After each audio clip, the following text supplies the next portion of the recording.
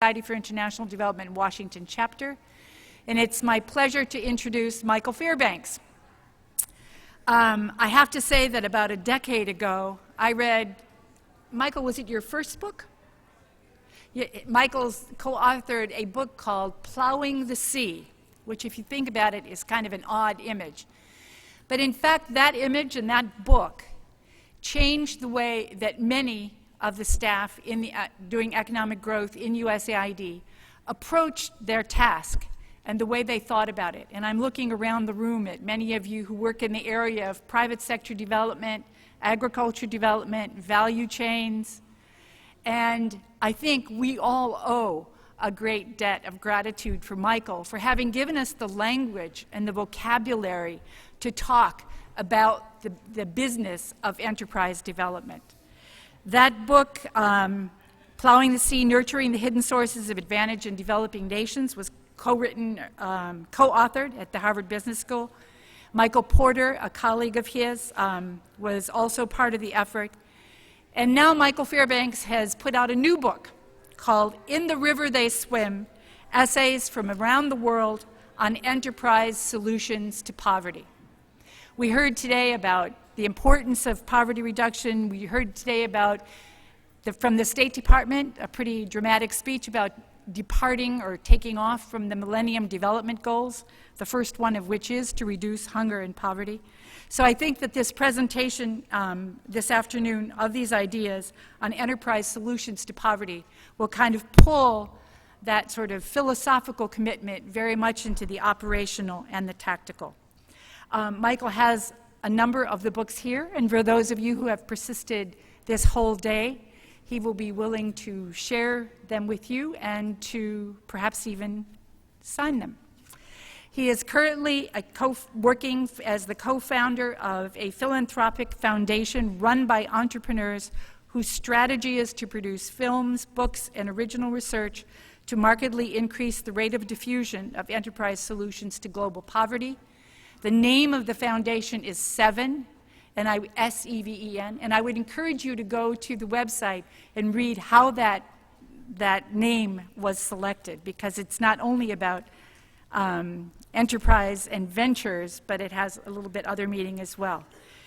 Michael was also the founder and chairman, and remains the chairman emeritus of the OTF group, which I actually knew was On the Frontier, wasn't it? A strategy consulting firm based in Boston, and the first venture-backed U.S. firm to focus on developing nations. Like many of you, including me, he was a Peace Corps volunteer, in his case in Kenya. So without any further ado, let me introduce Michael Fairbanks and his talk on following on his new book, In the River They Swim. Thank you. Thanks very much.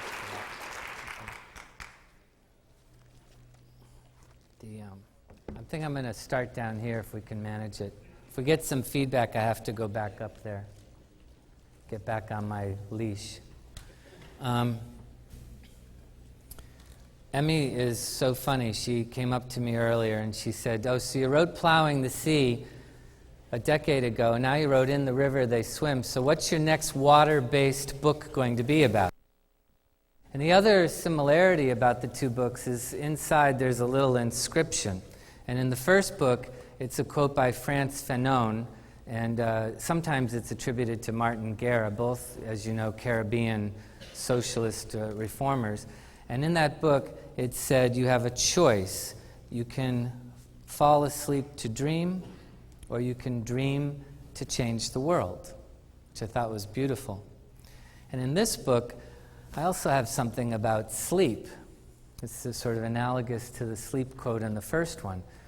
It said, I was standing on a street in Lusaka about 10 years ago, and I was talking to Phyllis Pomerantz, whom some of you know was the country director for the World Bank in Zambia and Zimbabwe back then. And we were struggling about the country assistance strategy, and we just had a terrible meeting with the president, and an entire cabinet had shouted us down when we talked about HIV solutions, including one particular minister who died 3 months later from AIDS. And we were just completely defeated in ways that I'm sure all of you experience from time to time.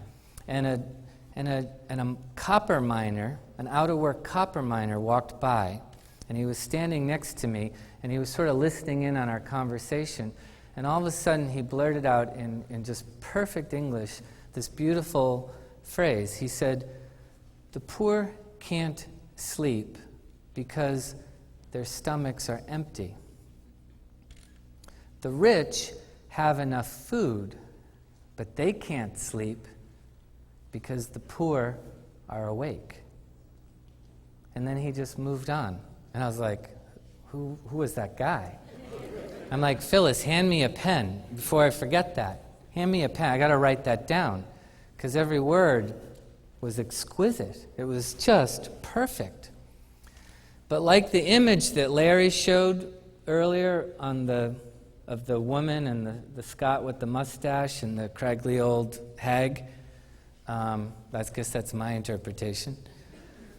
That little poem that the copper miner said has multiple interpretations. And depending on how you hear it, it says who you are. Right? The poor can't sleep because their stomachs are empty. The rich have enough food, but they can't sleep because the poor are awake. Now, how did you hear that? Is anybody brave enough to raise their hand and say, how did you hear that? What did you hear?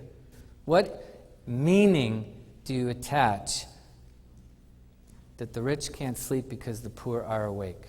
What meaning do you attach to that? I know it's the end of the day, but that's why I'm digging deep here.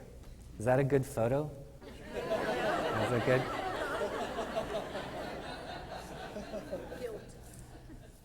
Beautiful. Guilt. It's a perfectly reasonable interpretation. The rich can't sleep because the poor are awake. So there's a conscience. And see, that says a lot about you. But who wants to be the bad guy here? Where's the other interpretation? Right there. Well, I see it as security versus development. Yeah, the poor are coming to get me. The poor have knives. The poor are hungry, and I don't know if I'm sufficiently protected. But that's what I loved about that phrase, you know. The rich can't sleep because the poor are awake. So we start to think, what are the ways we can get at this problem and solve both the conscience and the fear? Because that's really what we're all here to do, one or the other. Or maybe both, but there's actually nothing else. Well, there's 3 levels that we can approach this on. One is we can deal with organized abstractions. And I'm going to give you 8 portals into my reality. We could talk about, number 1, the macroeconomics of the situation. Stabilize, privatize, democratize, liberalize. I've just taught you everything you need to know about macroeconomics. Right? See, all the microeconomists laugh at that. Stabilize, privatize, democratize, and liberalize. Open up the economy, stabilize the economy, open up trade, decentralize decision rights, and make sure that productive assets are in control of shareholders. Okay? That's pretty much what we've been hearing for a while. And it's actually right. The matter with that, all of our studies indicate that this type of behavior is correlated with productivity and growth and eventually prosperity of more and more people. But it's only one portal into our reality. A second portal would be microeconomics or business strategy. Firm-level competitiveness. Mike Porter would say, firms compete, not nations. Right? That the locus of attention for developing jobs and higher wages should be on the company. Because companies create jobs and pay taxes and build unique value propositions that are exported to demanding consumers for a high and rising price point, and then that price point comes back and you invest it in wages and the work environment and with shareholders, And hopefully these companies pay taxes, actually pay taxes, and then that gets invested in public goods and future generations benefit. It's the microeconomic portal. Third one, the institutional portal. Douglas North, institutions are norms of behavior. Won the Nobel Prize for that. Rule of law, democracy, clusters of related and supporting industry, chambers of commerce, other civic organizations, institutions that are transparent, corruption-free, with clear metrics of performance, clearly distributed decision rights, and punishment and reward systems. That's all you need to know about institutional capital, the institutional school, right? And you know I'm being facetious when I say that's all you need to know. The basic factor school. Wealth is subsoil resources, location, sunshine, navigable rivers. Even some people might include migration systems of people. That's what Jared Diamond would say. That's what Soul would say. I think Jeff Sachs actually falls into this category quite a bit. Another school would be the cultural school. Larry Harrison, Culture Matters, remember that book?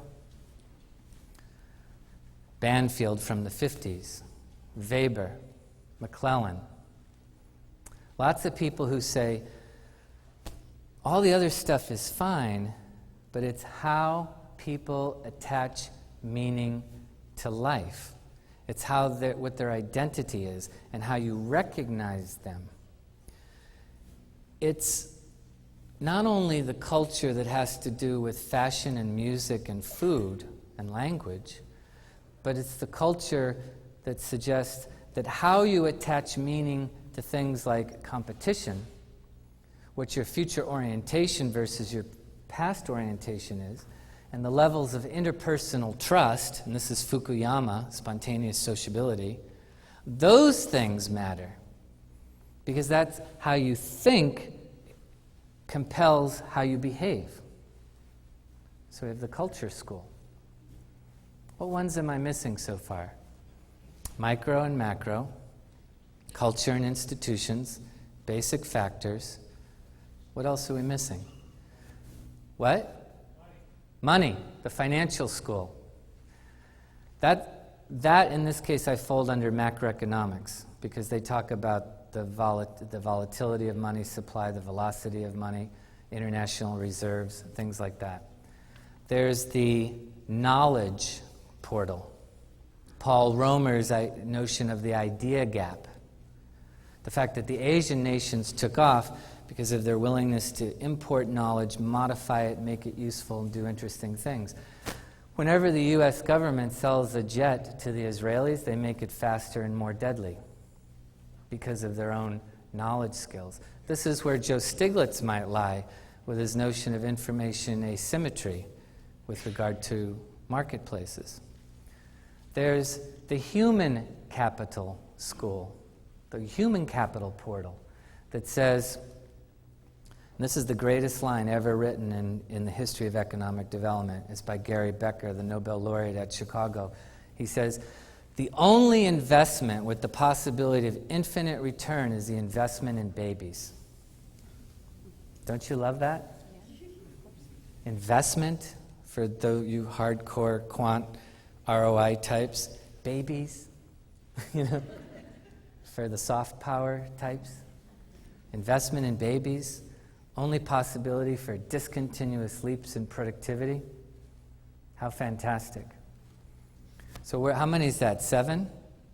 Well, we got micro, macro, culture, institutions, basic factors, knowledge, human. What?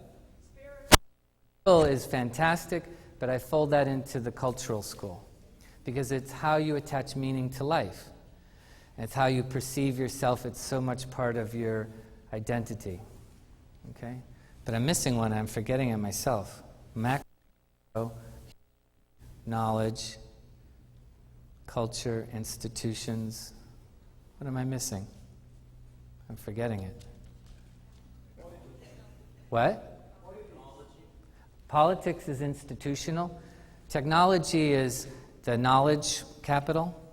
So all these sort of military, that's everything, because that's institution, that's basic factors, right?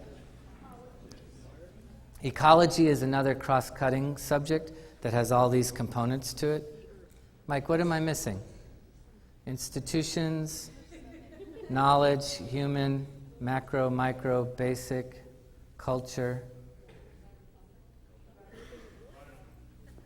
No, the environment's it is environment. It's the natural capital school. The having very similar to do with the basic factors.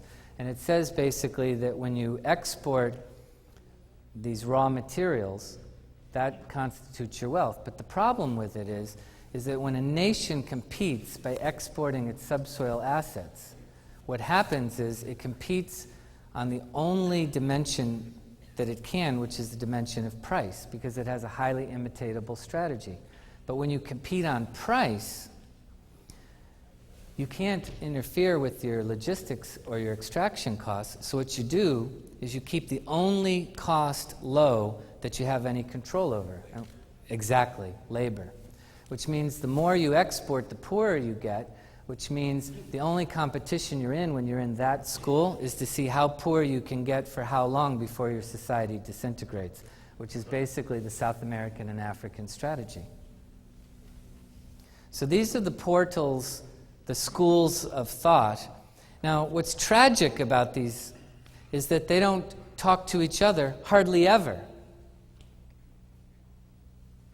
It's very rare to find an integrated solution where someone will take the macro side, the institutional side, the firm level side, and put them together into a coherent strategy. There's lots of theories about this. Just our need for that next silver bullet. Remember when we were all just crazy about Hernando de Soto, institutional school? You know? Remember when all we thought that we had to do was to get, rule of law? So Nigeria did an American-style constitution. The Nigerian constitution is very, very similar to the U.S. Constitution. But it's so funny because Nigeria is not the same as the United States, after all. That's so funny. Why didn't that work? Right? And the reason is because we just keep looking for the big one answer, and we won't do the integration. Why won't we do the integration? Because the academy in which all of us were trained, and especially the 6 colleges that matter, and don't ask what 6 are because you'll just be bummed out when I mention you went to the 7th or 8th. But all of their places are organized in silos. And the PhD, which is a 1,000-year-old system of apprenticeship, is designed to have the acolytes support the mentors and to innovate by about that much, usually by referring to the old guy on your committee, instead of doing original acts of innovative thinking. So that informs the World Bank and how it organizes, that informs how AID organizes, that informs how we organize our thinking. And in fact, you're penalized for integrative thinking. So that's my sort of talk on abstractions. I want to double-click on that level and go down one more level, which is, what's it like when you're really in the country and you're really with the leadership and you're talking to them? Most of us have met a couple of presidents. Probably all of us have had long meetings and work sessions with cabinet members. We can't swing a cat without hitting a deputy undersecretary, vice minister of nobody, sitting on an naugahyde couch who has some power over our lives, right? So we work with these people all the time. And it turns out that getting really, really close to them is a very interesting experience because we start to see we start to separate who they are in the press and in local mythology and who they really are. So, for example, again, Larry is Larry still here? Even Larry left me, gosh. Larry talked about the 6 blindfolded men feeling the elephant, right? Well, that's an old mythology that was literally written in Sanskrit. It's thousands of years old. And Rudyard Kipling made that famous when he wrote about it 120 years ago. And I had the opportunity to work with Nelson Mandela in the year leading up to his presidency. And the very first time I ever met him, I was instructed to call him Matiba, which seemed awfully presumptuous. We go into the old Shell office building in downtown Johannesburg, and we're ushered into his office. He's so much taller than I expected. He's really funny. He's very punctual. He's very gracious. And I sit down and I start talking about the kinds of things that I think I might be able to help him to do to inform his strategy. And he's explaining, I've got 14,000 regulations in this economy that need to go. I gave my first speech after I won the election, and a little old lady marched day and night into the Capitol because she thought that now that a black man is the president, all the old ladies were going to get refrigerators. So she showed up at my door, Mandela says, to get her refrigerator. So he's telling me these problems one after one. Now, I was very nervous. I was a lot younger. I hadn't met that many people like him, nobody like him. So I thought long and hard, how do I get him to remember me? I don't know if I'll ever see him again. I know I'll remember him. I'm not sure he'll remember me.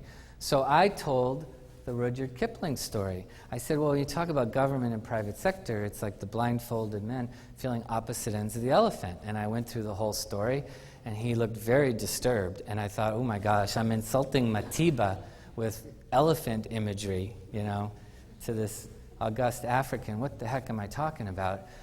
And he thinks long and hard, and I finish, and there's this long silence, and all of a sudden Mandela says, boy, I sure hate to think what I'm feeling underneath that elephant.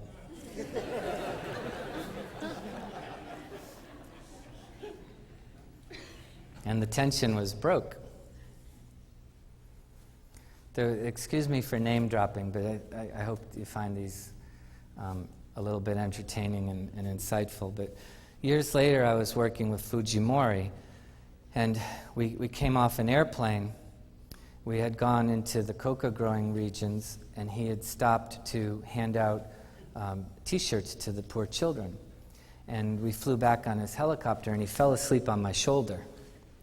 And it's like Fujimori's asleep on my shoulder, and I'm trying to get my camera out.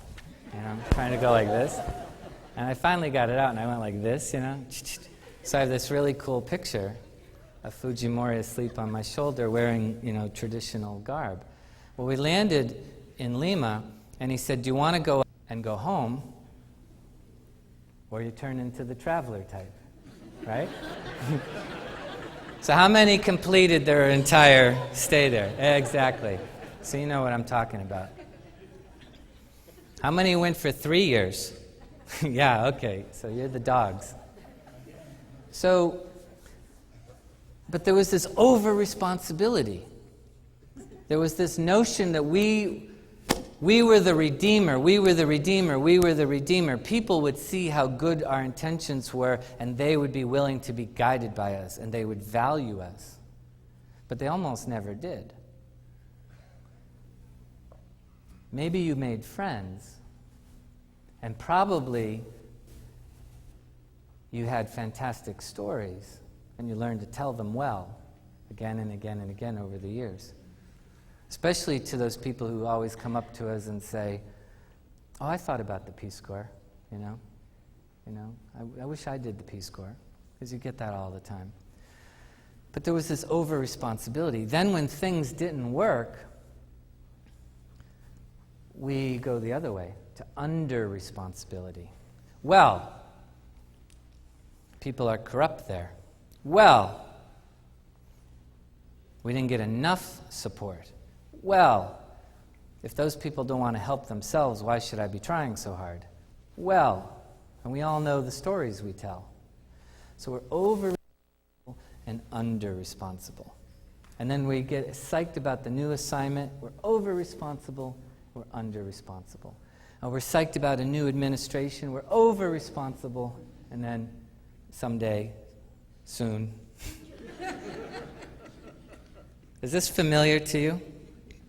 So what we have to figure out is, how do we enter the experience of the poor, never claiming that we can be poor, never claiming that we can really know what they're doing, realizing that we get to go home and they don't.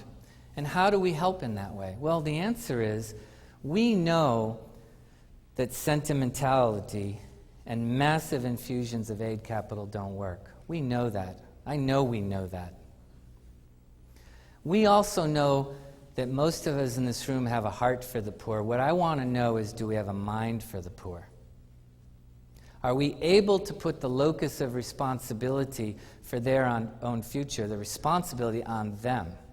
Are we willing to mellow out that over-responsibility and the under-responsibility and just go in there on an even keel? There's going to be an op-ed by President Kagame in the Financial Times on Thursday or Friday, and it literally says, and this is where I'm getting the language from, a mind for the poor. And he starts off by talking about Dambisa Moyo's book, Dead Aid, which everybody here knows about. Dambisa is a very smart, very good person, very class act, very self-effacing. She's the real deal. But she's been called pernicious by Jeff Sachs. She's been letters by the one organization to discredit her, even disgrace her. And what President Kagame is going to say in the op-ed piece is, what's the fuss about? I always thought the idea was to end aid. I thought that was the idea. When to end it, how to end it, that's the idea. Sure, she's a little aggressive. 5 years, end aid, call a country, say in 5 years your aid's over. Yeah, that's aggressive, that's too much. But the discussion was always supposed to be, how do we end aid? What are we doing to end it? Let's not parentalize these countries. Let's not be over-responsible for them. Let's end it. It's going to end. Let's pick a time. Let's do what it takes. Let's put the locus of responsibility where it belongs. And I heard some of that talk this afternoon, which is the first time in my life being with this many development people where there was any consideration to that. But the question is, it's never going to be, do we have a heart for the poor? The question's always going to be, do we have a mind for the poor? Can we really look at them as equals? Just because they're poor doesn't mean they're less than us. We all know that. But sometimes we don't feel that, you know? Sometimes we got into this because we were the romantic, not the traveler. Maybe we haven't had enough over-responsibility, under-responsibility experiences yet to realize this weird pattern we're in. I'm in it all the time myself. I fight it, this instinct every day. Well, I don't want to be commercial with you, but the reason we wrote the book, and it's called In the River They Swim, is because I love water themes. And because there's a Sufism, a very beautiful little story by an Islamic holy man, you know, a Sufi, who says there are 3 ways to know something. There are 3 ways to know a river. You can study the topography of the river, read the encyclopedia about it, know its length, its width, how many cubic meters of water flows through it. You can read stories about it. You can look at it on video. You can deal with the river's abstractions. But the second way to know the river is to travel to the river. Pay money, suffer hardship, and go sit on the bank of the river. Maybe put your foot in the river. But basically you're there to observe the river.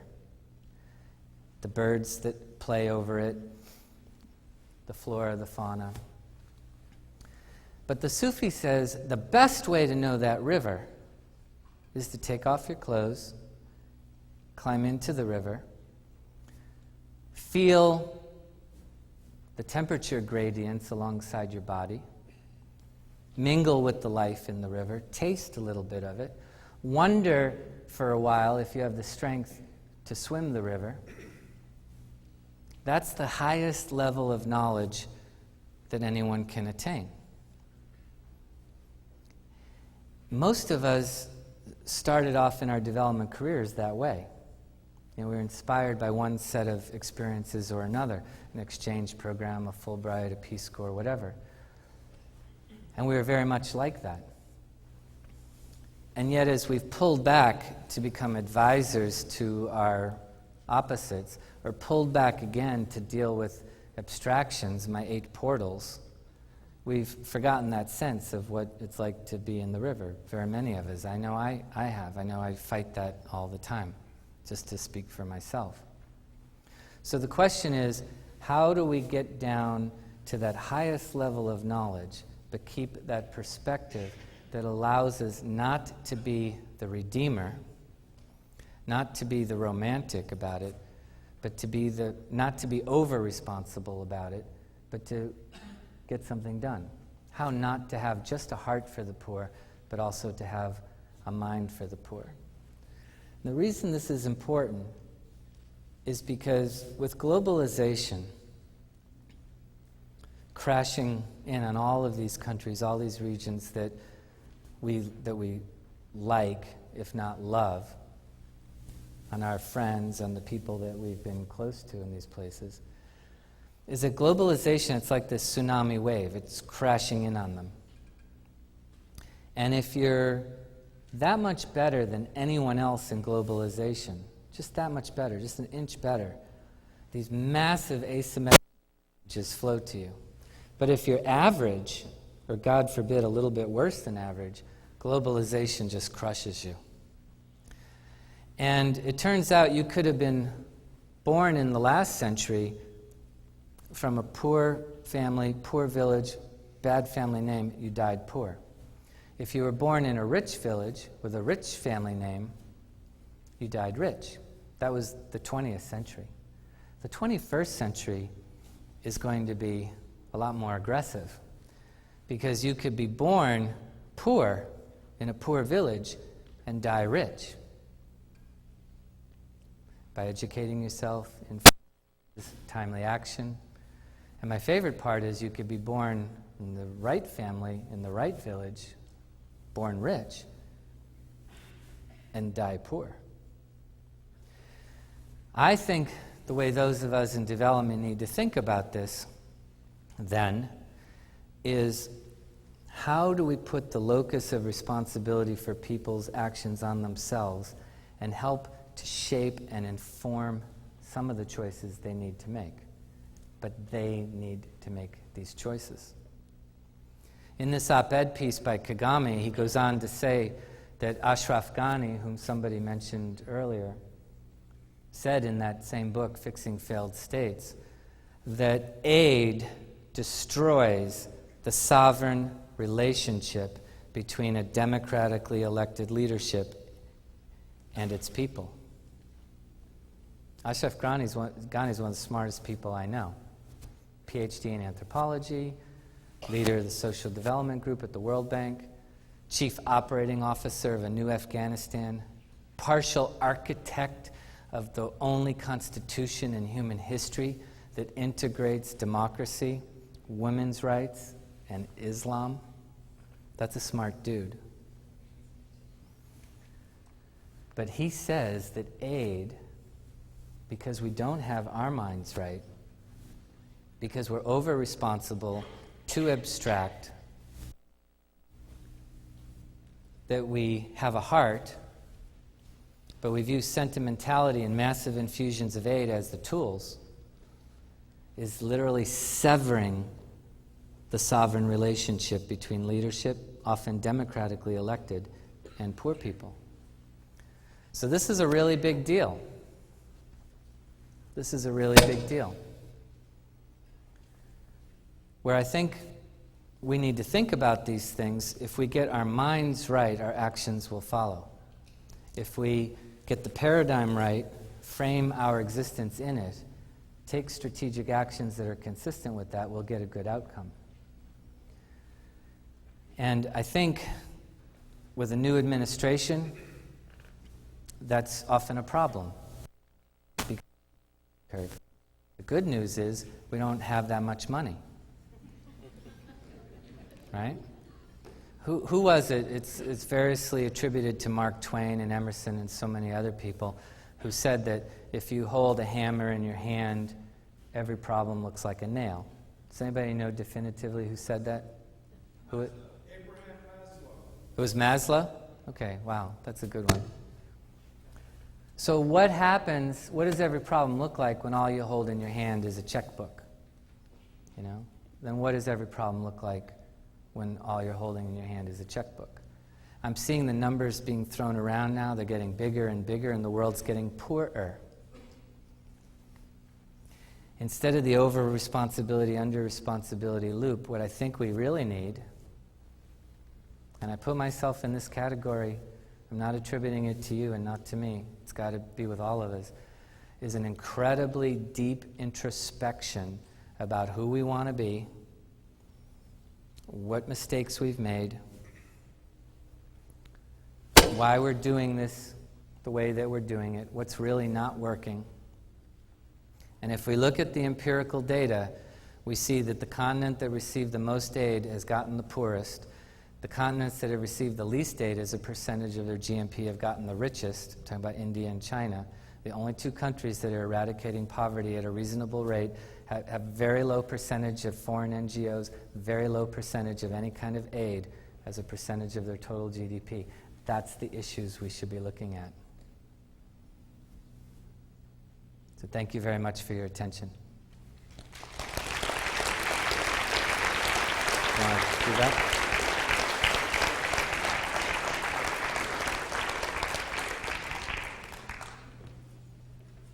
So we have a little bit of time for Q&A for Michael. If there's interference with this. And I think he's thrown out some pretty provocative ideas about what it is that we do as development professionals, and certainly part of the SID conversation. Any cues? Everybody's tired and thoughtful. Who's doing enterprise solutions to poverty, private sector development work? Because I'd like to give you. Who's doing it? Oh, you're so far away. Is that where they sit, you people? Okay. Question back there. Come on up. I want to give you this. No? Now you're shy. I made you shy. Oh. So. Who's doing private sector development?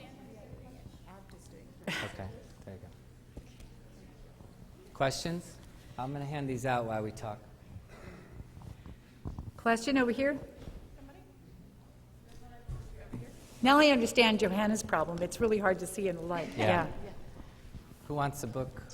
Okay. Do you want it because you anticipate a lovely reading experience, or because it's free? Because I don't want to be over-responsible for your... I think by giving out the books, you may be no breaking kidding. the relationship between the reader and the publisher. Oh, there you are. I'll be back. What did he say? What? I said Why are you clapping? by giving away the books, you may be breaking the relationship between the reader and the publisher. That's really good. Now sit down.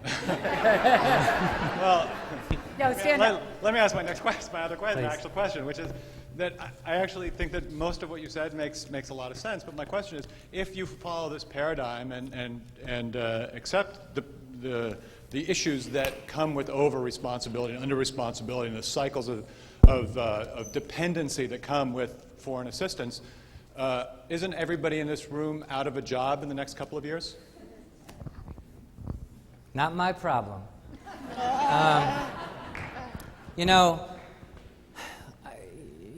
I think the real answer is that this is such a gargantuan effort in front of us that even if we do it right, all of us are assured of jobs for a long time. But the point is we need to do it right. I personally did a calculation for the government of Rwanda this year, very recent, where I looked at all of the foreign aid there and what happened to the money and looked at the impact. And I'm comfortable saying at least 80% of it hit Rwanda. If you look at consulting salaries and procurement issues and stuff that was promised and that showed up on official data but never showed up, that's a nasty little statistic. And I've never done that calculation anywhere else, but I saw enough of you nod when I said it to think that that's probably not abnormal. Oh, I want to give them out. Yeah, there you go.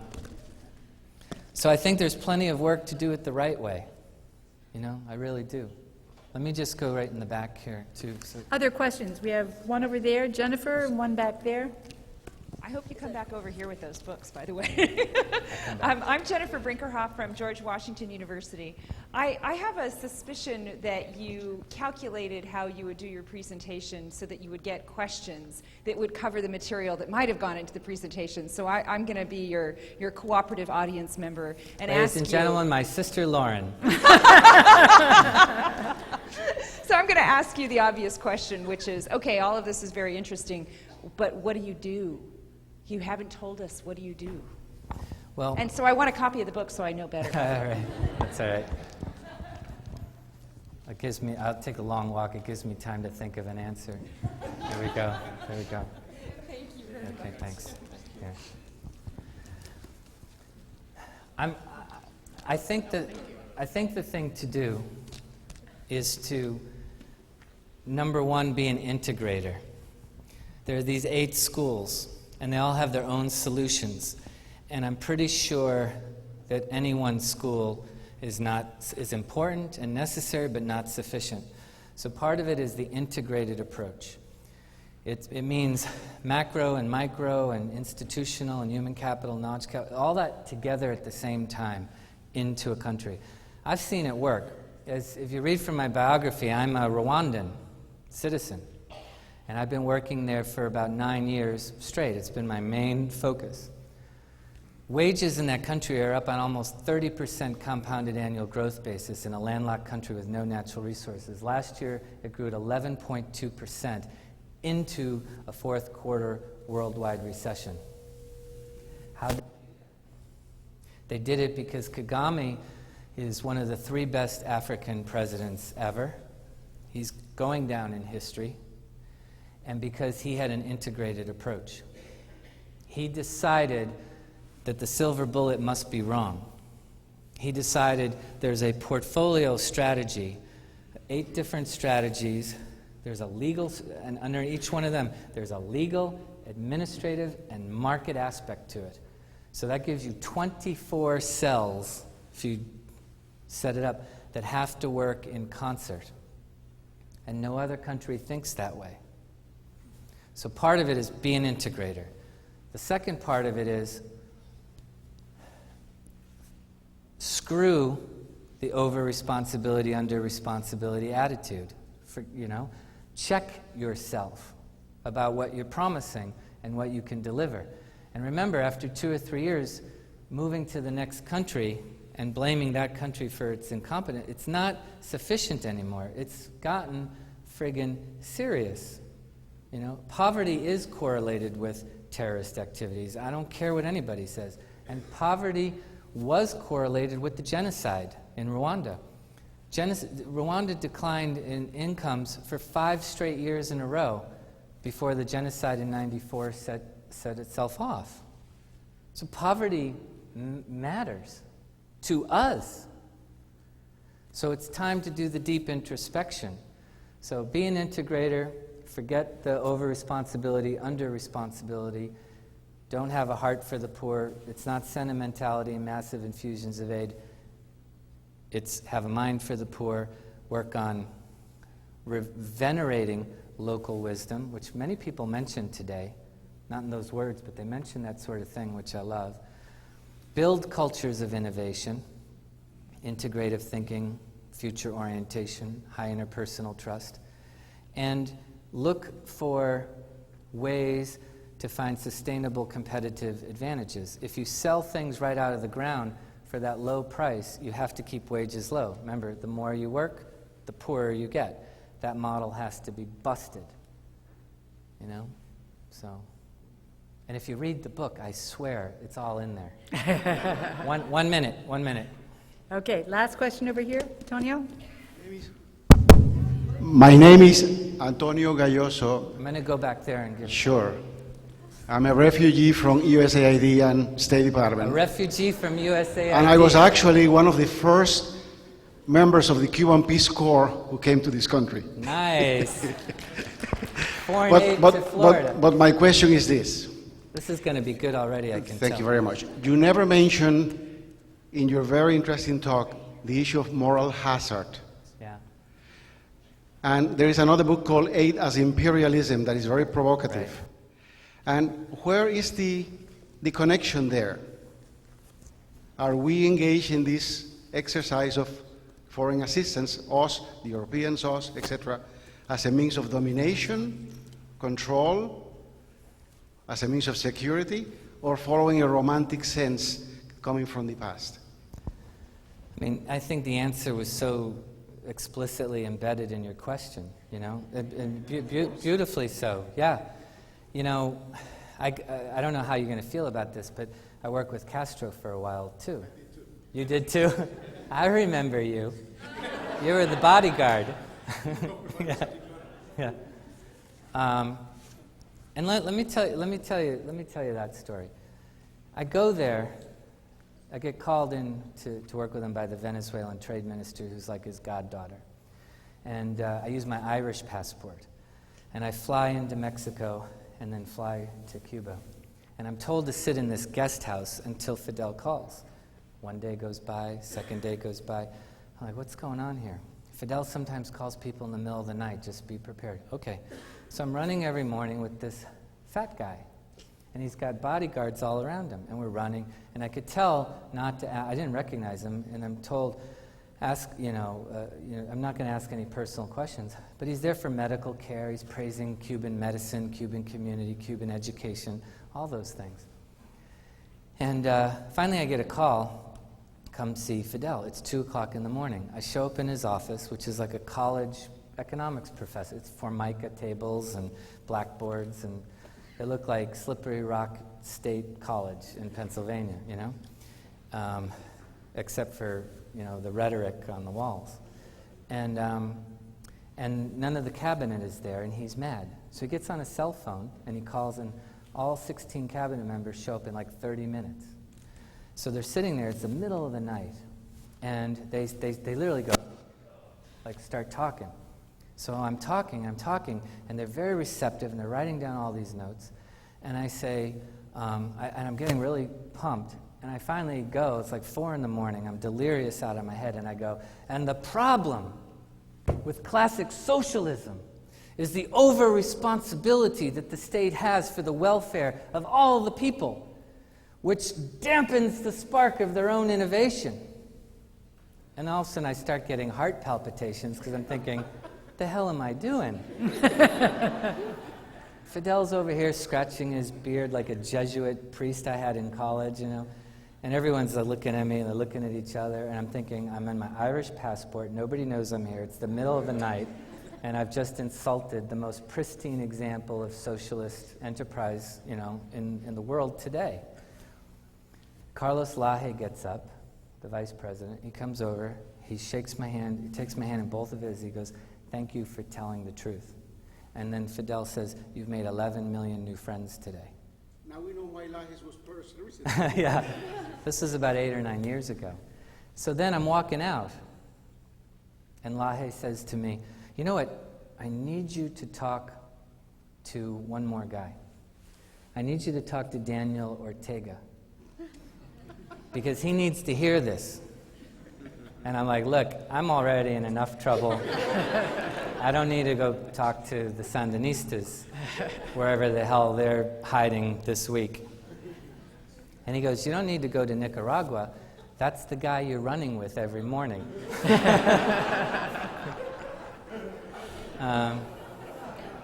Which shows that opportunity is, Yeah. it can be found at any That's point. right. That's right. So sorry I Okay. wasn't responsive to your question, but you answered your own questions so well.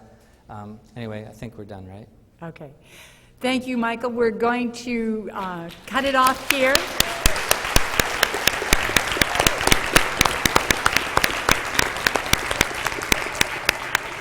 And I would invite you to stay for the reception, which will follow just outside after a few closing words from our president, Betsy Basson. Thank you very much, Emmy. This will be just a couple of closing, really quick words. I'll say to Mike, thank you very much, and I'll give him one more water thing to say. My crazy language is Greek, and it was Heraclitus who said, "You never step in the same river twice."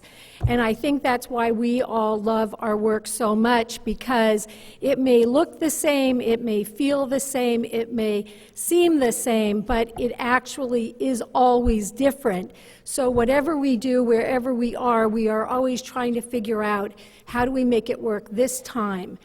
I think the common thread really today was, and it started that way with our keynote speaker, Michael certainly took us there, and that is that the change, really the innovation, is in the people that we're working with and for, and we are really change agents. It's been a great day, and I want to thank all of you for being here. I want to thank everybody who helped make the day a huge success. That would be the Conference Planning Committee,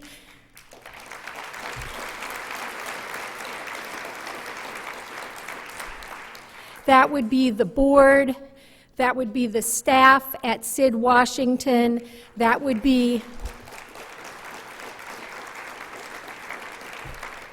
definitely our sponsors. Once again, we really thank you for your generosity. All of our individual members, you in the audience, you have been terrific. Thank you very much. Now, before you rush across the hall for the reception, I want you to just take a quick minute to fill out the evaluation form that you got in your recycled bag this morning. It's got a pink ticket on it. Please fill it out. There are boxes by the registration table. There are lots of SID staff and volunteers that can collect them. And most importantly, rip that pink ticket off that form before you hand it in, because that's what's going to get your first drink to be on SID. Again, thanks so much for coming. Please go and enjoy yourselves.